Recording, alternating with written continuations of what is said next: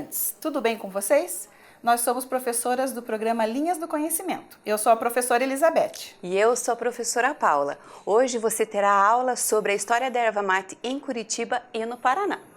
Antes de iniciarmos nossa aula, vamos dar um tempinho para você organizar o seu material e lavar suas mãos. Vamos lá? Começamos a marcar o tempo.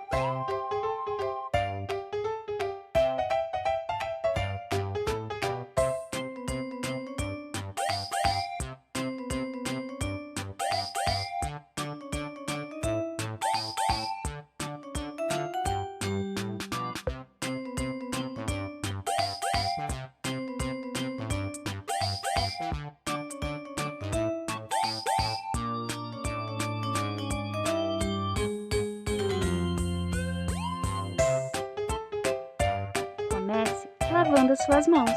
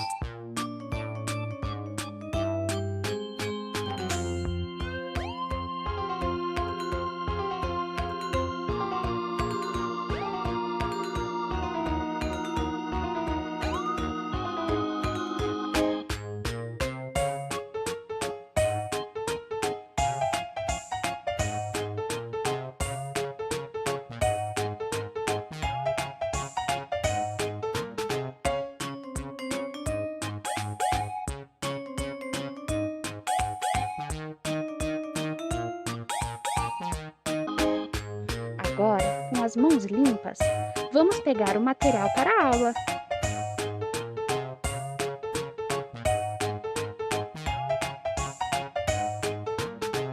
Caderno ou uma folha. Lápis, canetinha, lápis de cor.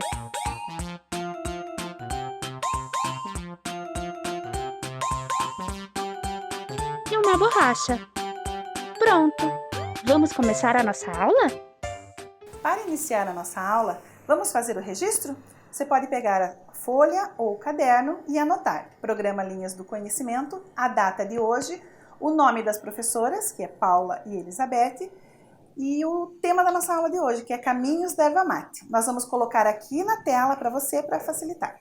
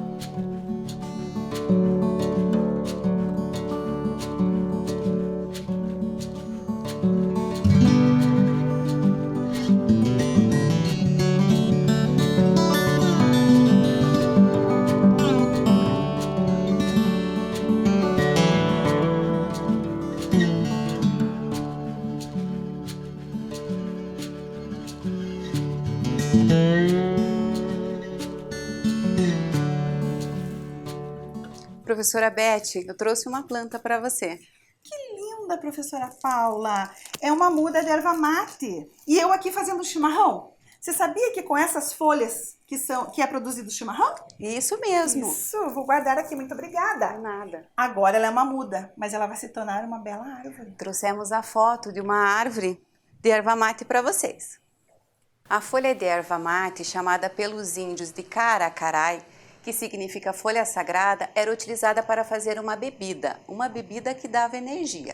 Isso mesmo, e com o passar do tempo, a erva mate passou a ser conhecida pelo seu consumo, tanto como chimarrão, Que trouxemos aqui. isso, e como em forma de chá. Hoje em dia ela é muito utilizada na culinária também, na produção de sorvetes, bolos e até sucos. Professora Beth, olha o que eu encontrei. Tem folhas de erva mate aqui. É um creme? É um creme facial, um creme para o rosto, feito com folhas de erva mate. Também é utilizado na produção de cosméticos, shampoos e cremes. Não é, professora? Isso mesmo. Você sabia que aqui no Paraná, professora Paula, existiam muitos engenhos de erva mate, principalmente nas cidades de Antonina e Morretes? E os engenhos de erva mate eram lugares, podemos dizer que eram indústrias, fábricas que produziam a erva mate para o consumo. Isso mesmo. E a erva mate produzida aqui no Paraná também era exportada. Sabia? Sabia, né? Ela era exportada, ela era vendida para outros países. Então, essa produção aumentou tanto, ela cresceu tanto, que os ervateiros enriqueceram. E assim construíram muitas mansões, palacetes, principalmente nos bairros Batel e Alto da Glória. Ah, professora Beth, então é por isso que a erva mate é conhecida como ouro verde. Ouro verde. E com a plantação de erva mate, o Paraná teve um grande crescimento.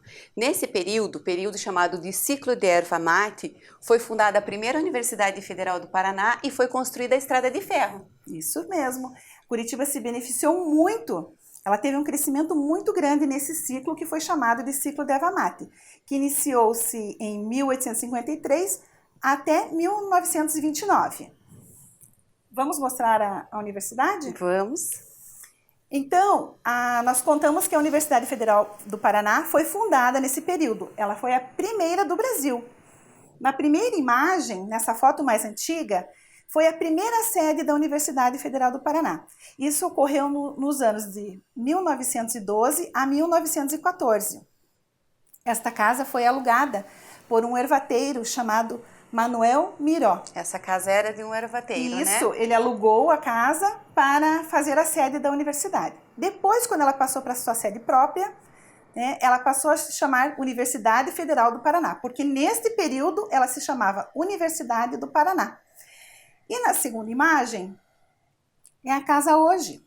É a mesma casa, hoje ela é um shopping, fica na rua Comendador Araújo. Então, se você passar pela rua Comendador Araújo e ver o Shopping Omar, é a casa onde foi a primeira Universidade Federal.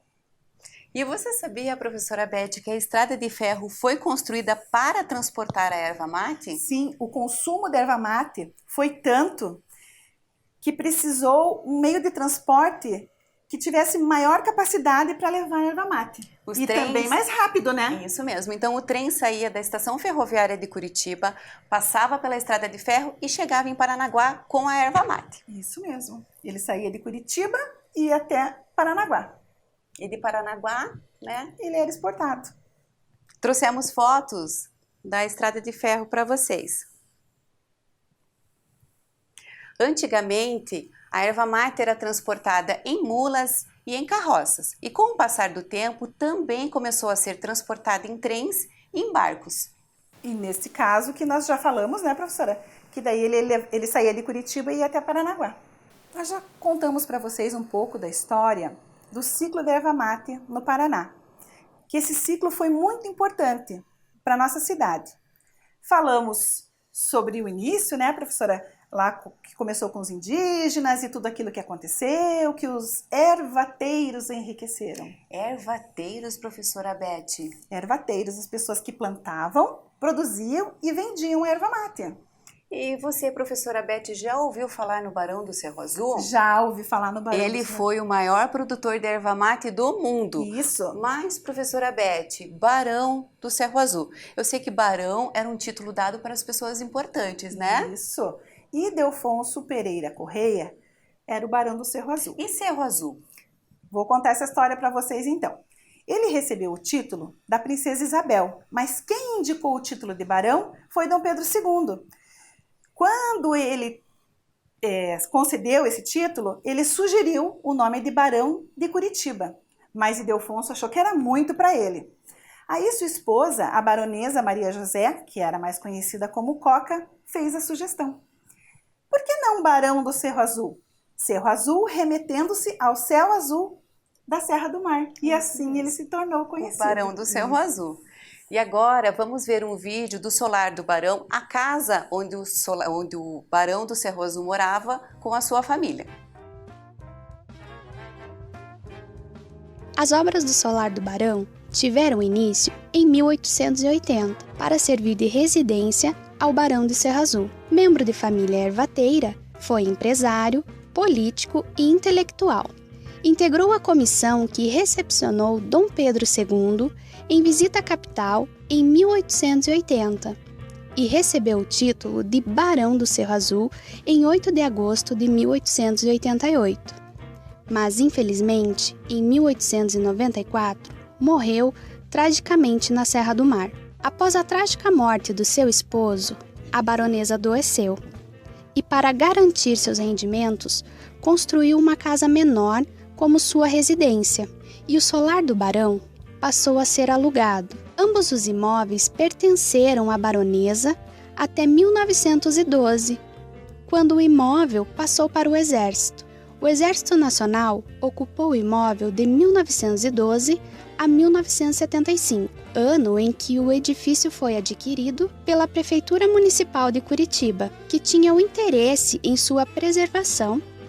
E em novembro de 1980, o Complexo Cultural Solar do Barão foi inaugurado. O Solar do Barão é um espaço que conta com salas de exposições, ateliês de gravura, curso de artes visuais para crianças e adultos, uma loja de gravura que coloca à venda obras de artes feitas nas diversas técnicas de gravura, o Centro de Documentação e Pesquisa Guido Viário, uma biblioteca especializada em artes. No Complexo Cultural Solar do Barão, encontram-se importantes unidades da Fundação Cultural de Curitiba, como o Museu da Fotografia, inaugurado em 1998, o primeiro do gênero no Brasil, o Museu da Gravura, inaugurado em 1989, e a Gibiteca, um local para os amantes dos quadrinhos, que dispõe de mais de 25 mil títulos. O Solar do Barão funciona de terça a domingo, das 9 às 18 horas. Gostaram do vídeo? Se vocês passarem pela rua Presidente Carlos Cavalcante, vão poder conhecer o Solar do Barão. Isso mesmo. E trouxemos para vocês um retrato, né, professora Beth? Isso, do Barão do Cerro Azul, para vocês conhecerem. E além de ervateiro, o Barão do Cerro Azul também foi empresário, foi proprietário, foi dono da Impressora Paranaense.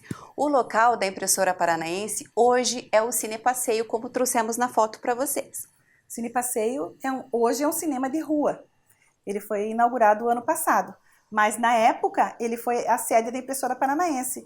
O Barão do Cerro Azul, ele foi um homem muito inovador, né? Uhum. Ele mudou as embalagens da erva mate. Modernizou, né? Isso, modernizou e começou a partir dali produzir os seus rótulos.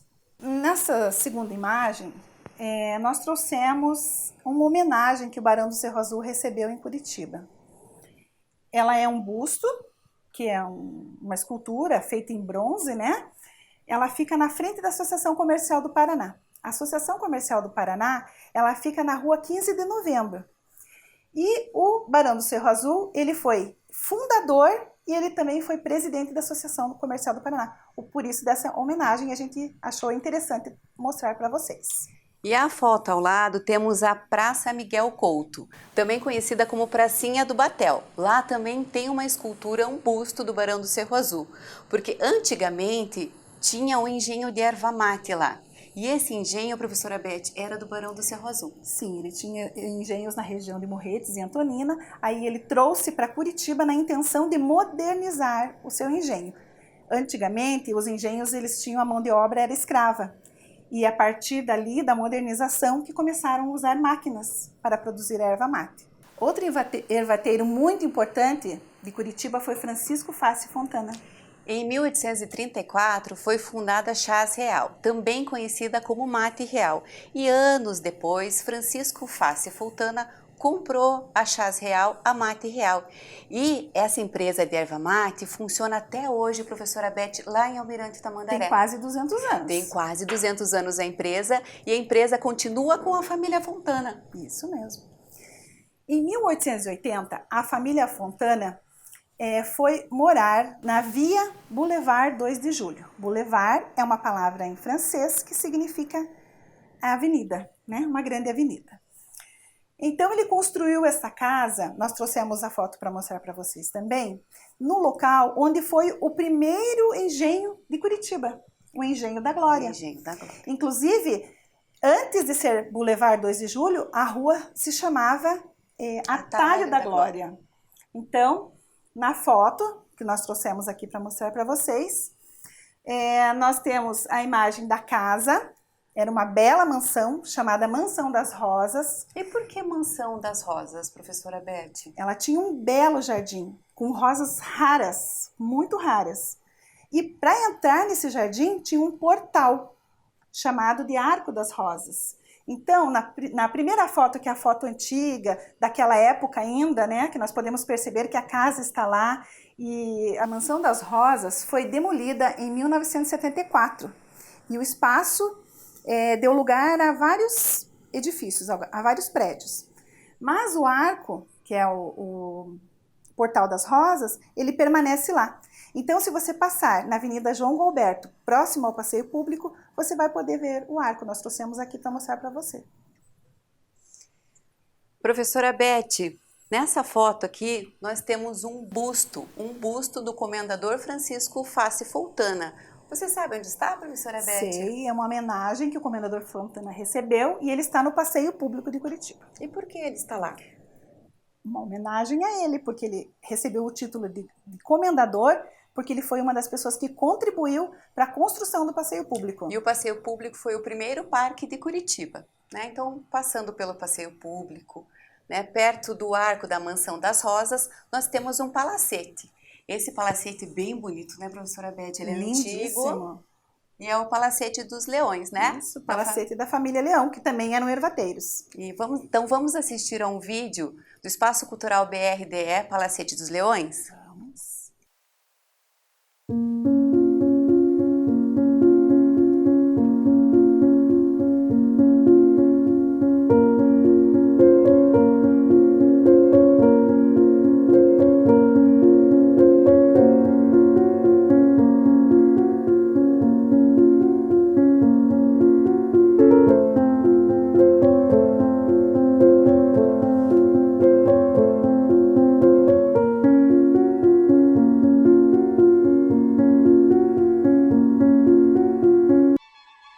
Olá, tudo bem? Eu estou com a Rafaela, que é a coordenadora do Espaço Cultural BRDE Palacete dos Leões. Ela contará sobre a história do Palacete, sobre a história da família Leão e também sobre as atividades culturais.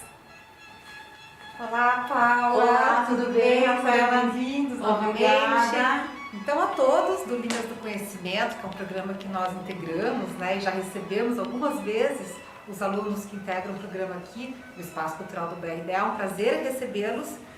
E hoje a nossa proposta dentro da videoaula é de passear um pouco pela casa juntos, observando a arquitetura. Eu contarei um pouco da história e vamos também pensar duas obras de arte em exposição agora, de duas artistas, Cristina Agostinho e Carmen Fortes. Vamos lá?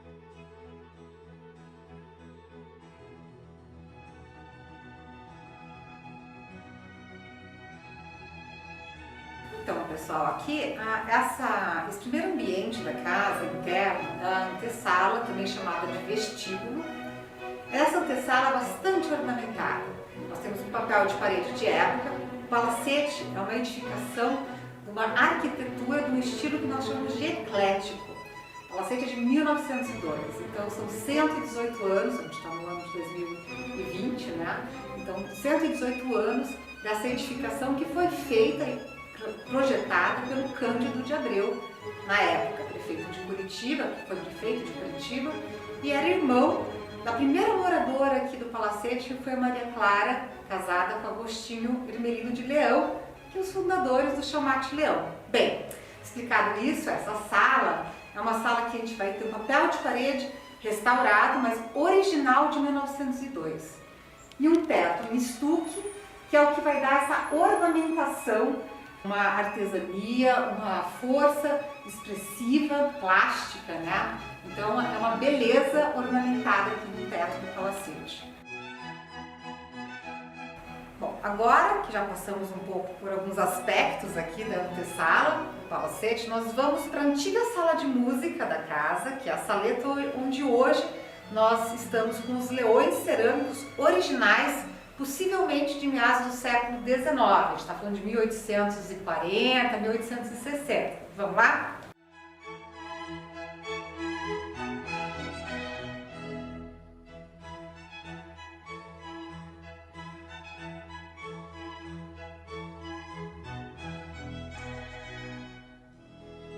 Bem, pessoal, chegamos aqui na antiga sala de música. Hoje nós chamamos de Saleta dos Leões, que é onde nós preservamos os 2 leões cerâmicos que originalmente ficavam na fachada aqui do palacete, no jardim lateral, que é essa imagem que vocês vão poder estar vendo também. Bem, esse leão, ele é muito curioso como uma peça cerâmica. Ele tem uma inscrição aqui ao lado, né, com o nome de fábrica de Santo Antônio, no Porto, ou seja, isso mostra que é uma cerâmica que vem de Portugal, de uma região no Porto que se chama Vila Nova de Gaia. E esses leões, nessas fotos antigas, nós já percebemos nessa foto aérea de 1930, do Groff, que esses leões já estavam posicionados no local onde hoje nós temos as réplicas dessas peças que foram recém-restauradas. Nós tivemos 3 restauros, os restauros são feitos por profissionais muito qualificados, que eles vão fazer esse acabamento para maior preservação dessa peça original. Bem, pessoal, passamos então pela sala de música, onde tem os leões. Agora a gente vai passar pela varanda, que é onde tem uma preciosidade do restauro, que são as paredes. Vamos lá?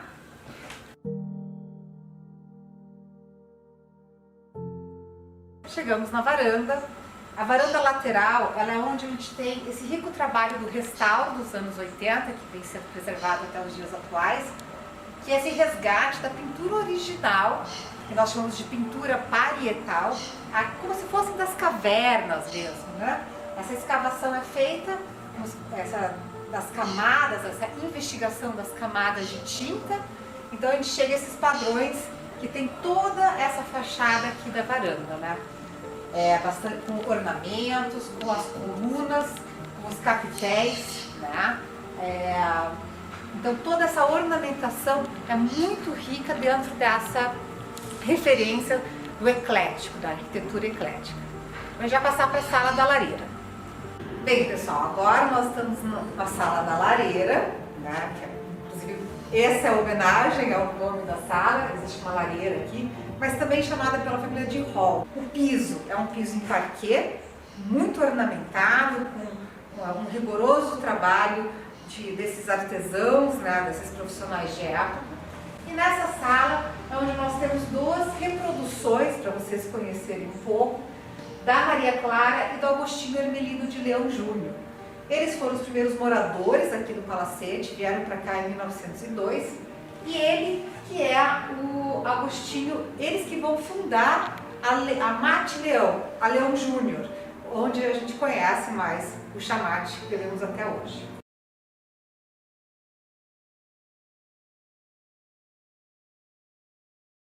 Professora Beth, você conseguiu ver algum leão no Palacete dos Leões? Mas os leões grandes e brancos, eles não valem? Ah, professora Paula, eu vi muitos leões, mas o que mais me chamou a atenção foi um leão numa porta, bem em cima. Um pouquinho mais pra frente a gente vai falar sobre aquele leão. Ele é muito importante, né? E o Palacete dos Leões tem aproximadamente 200 leões. Existem leões em vidros, em grades e em outros lugares do palacete. E o Palacete dos Leões, né, o Espaço Cultural BRDE, oferece atividades culturais, né, professora Beth? Sim, nós temos exposições de obras de arte lá, como esta. A exposição Mecanismos de Carmen Fortes. Aí trouxemos uma obra aqui dela, né?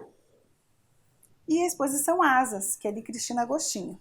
Então, o dia que você for no Palacete dos Leões, além de você conhecer, né, a sua estrutura, você também vai poder apreciar obras de arte. E se você quiser saber mais sobre as exposições que trouxemos aqui para vocês, é só entrar no canal no YouTube Linhas do Conhecimento. Isso, se inscreve no canal e o vídeo está completo lá no YouTube. Trouxemos para vocês aqui uma foto com 2 retratos. Então temos um retrato ali, Maria Clara de Abreu Leão, e o seu marido, Agostinho Hermelino de Leão Júnior. Ele foi o fundador da Mate Leão. A Chá Mate Leão existe até hoje, mas não está mais com a família Leão, né? Então é uma fábrica, né? Foi fundada, a Mate Leão é uma fábrica de erva mate. Isso. E com a morte de Agostinho, em 1907, a sua esposa, Maria Clara, ela assumiu o comando da empresa em 1908. Então, com isso, ela fez um feito muito importante para a época, porque ela passou a ser a primeira mulher ervateira do Brasil. E naquela época não existiam muitas mulheres, né, à frente de um negócio, né, de uma empresa. Isso mesmo. Então, ela foi empresária, né, primeira empresária do ramo da erva mate, né, professora Beth? Isso mesmo. Trouxemos também 2 fotos para mostrar para vocês do Palacete dos Leões. Na primeira, se você observar bem, é uma das salas que aparece no vídeo, o papel de parede é o mesmo. E parece ser uma festa. Parece ser um evento, isso, né? Um evento, tem bastante crianças gente no ambiente. Então, alguma coisa que aconteceu ali bem importante naquela época também. E na segunda imagem é o Palacete dos Leões, com uma foto bem antiga também. Perceba que a rua ainda é de terra, não é asfaltada, ainda é Boulevard 2 de Julho, né? O meio de transporte, eles são cavalos, muitas pessoas ali por perto, mas o palacete está lá. Trouxemos para vocês fotos do palacete, né? Então, na primeira foto, temos o Palacete dos Leões, né? Uma foto antiga, e na segunda, uma foto atual. Então, pelas fotos, nós conseguimos perceber que a estrutura do palacete é a mesma, né, professora Beth? E ele está bem preservado, bem conservado, bem bonito, né, professora Paula? Então, professora Beth, você me falou que no vídeo você viu um vidro em cima de uma porta que tinha um leão. Isso mesmo, é este mesmo. Você pode observar, a gente aproximou a foto ali, que podemos perceber que no vidro foi jateado, provavelmente, a imagem de um leão. E o que será que ele tem a ver, esse leão tem a ver com a embalagem Mate Leão? Ele é bem parecido com a foto da embalagem, né? Provavelmente a família quis eternizar, né, alguma imagem da sua casa nas embalagens da erva mate. Trouxemos também 2 fotos da Via Boulevard 2 de Julho, que nós contamos para vocês, que no início ela se chamava Atalho da Glória, né? Porque ela fazia o caminho para o moinho, para o engenho, né, da Glória. E essa foto, a primeira foto, podemos ver que ela é bem antiga também, o bonde está passando ali na frente, o palacete está ali, isso. Atrás temos o Palacete dos Leões. Em 1912, essa avenida ela mudou de nome, ela passou a se chamar Avenida João Gualberto. Mas por que, professora Beth? João Gualberto? Foi uma homenagem ao pernambucano João Gualberto, que morava em Curitiba. Ele havia sido indicado para ser prefeito, mas ele preferiu assumir o comando da segurança do Estado. Então é uma homenagem ao João Gualberto, a ele, né? Isso ocorreu em 1912. Desde lá até hoje, a via se chama Avenida João Gualberto.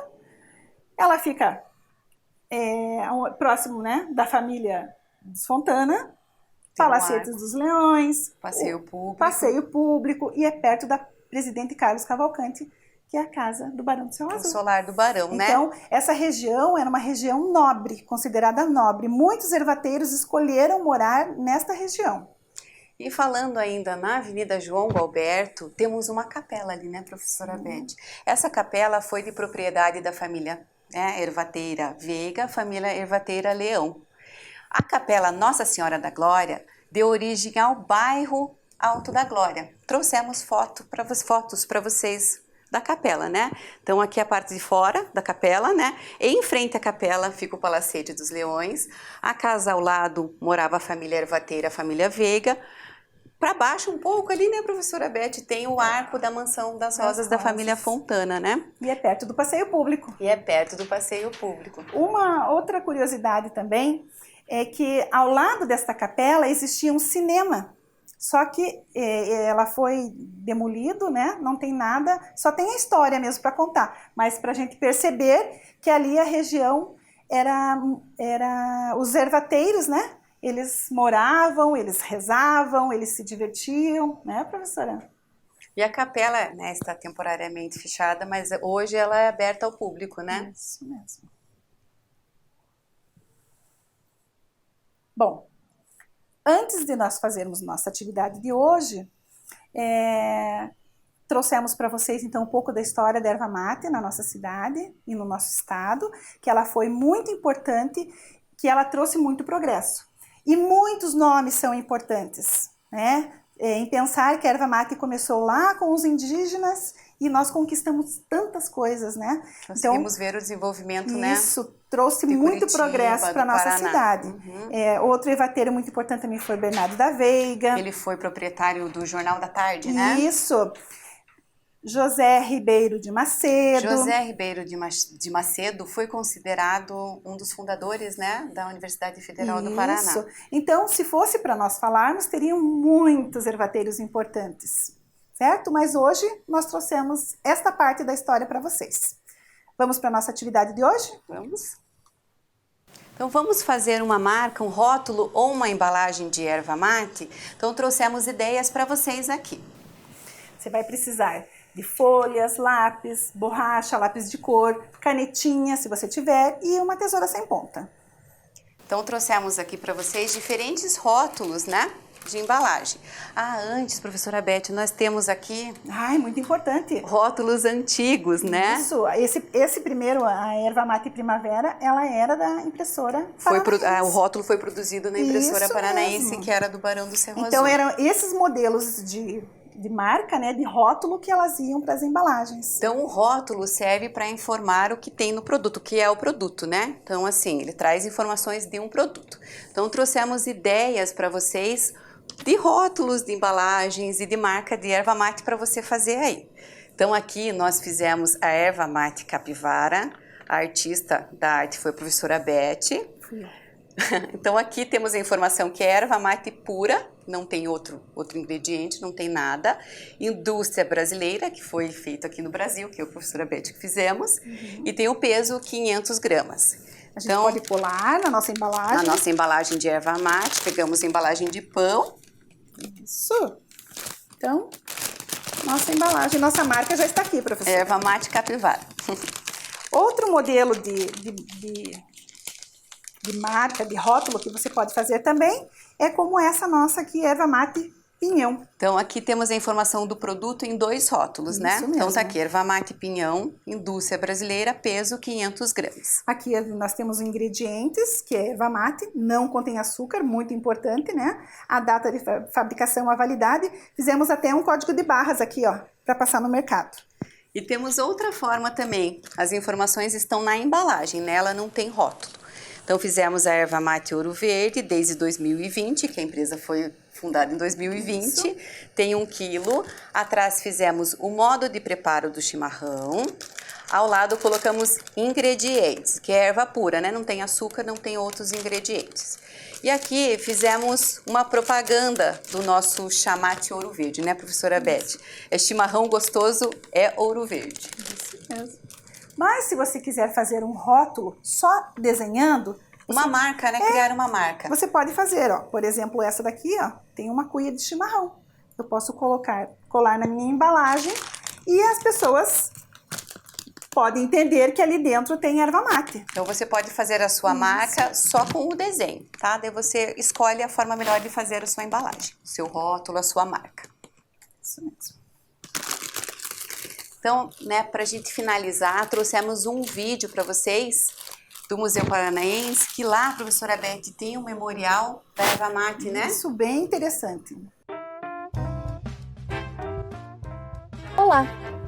Hoje o programa Linhas do Conhecimento vai levar você para conhecer o Museu Paranaense. Idealizado em 1876 por Agostinho Hermelino de Leão e José Cândido da Silva Muricy, o Museu Paranaense é o terceiro museu mais antigo do Brasil e o primeiro do estado, sendo referência no incentivo a pesquisas nas áreas de arqueologia, antropologia e história. Com mais de 140 anos, o acervo do museu já passou por 6 sedes em diferentes locais da nossa cidade, sendo que uma delas foi o atual Paço da Liberdade, onde permaneceu por quase 30 anos. A partir de 2003 até os dias atuais, o Museu Paranaense situa-se no Palácio São Francisco, local este que serviu como sede do governo estadual entre 1938 a 1953. Em uma área de 4.700 metros quadrados, o museu apresenta exposições de curta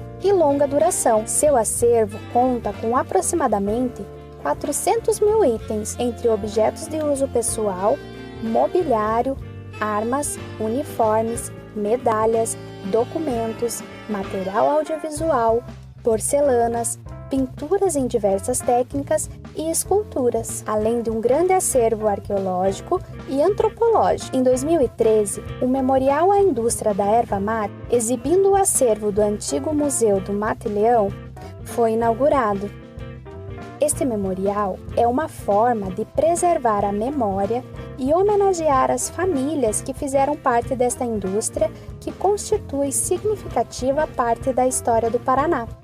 Graças à erva mate que o estado do Paraná conquistou sua emancipação de São Paulo e, com isso, a construção da sua universidade, suas estradas ao litoral, portos e instituições culturais.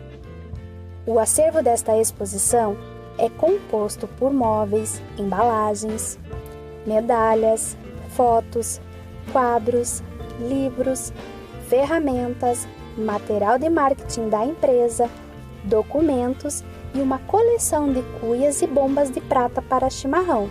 Entre outras exposições do Museu Paranaense, ainda destacam-se as que se referem à história colonial do nosso estado, através da exibição de armas, documentos cartográficos. Também podemos conhecer a Sala da Província do Paraná, que retrata através de objetos a criação do Estado, e, enfim, a Sala da República, com acessórios que representam a história paranaense durante a época republicana. Esse foi mais um vídeo do programa Linhas do Conhecimento, tornando a sala de aula do tamanho de Curitiba. Professora Beth, você conseguiu ver lá no vídeo embalagens de erva mate? Muitas embalagens. Elas podem ser exemplos também, né? Ideias, né? Isso, para você criar o seu rótulo da sua embalagem.